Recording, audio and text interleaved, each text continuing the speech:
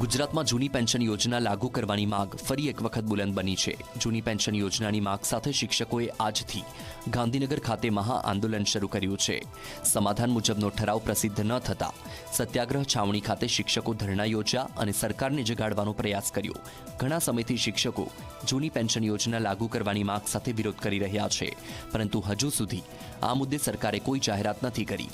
મહત્વનું છે કે અખિલ ભારતીય રાષ્ટ્રીય શૈક્ષિક મહાસંઘ ગુજરાતની કારોબારીમાં થયેલ નિર્ણય અનુસાર સરકારના 5 મંત્રીના સમૂહ સાથે થયેલા સમાધાન મુજબનો ઠરાવ હજુ સુધી પ્રસિદ્ધ નથી થયો।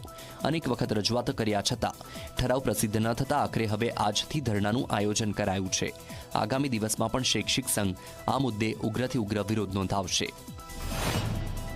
સંગઠને જાહેર કર્યું છે કે જ્યાં સુધી ઠરાવ ન થાય ત્યાં સુધી અમે દરેક જિલ્લાની અંદર લેટર પેડ ઉપર લખી અને રોજ 2 જિલ્લા અહીં એક પ્રકારે કહીએ તો અનશન ઉપર બેસવાના છે।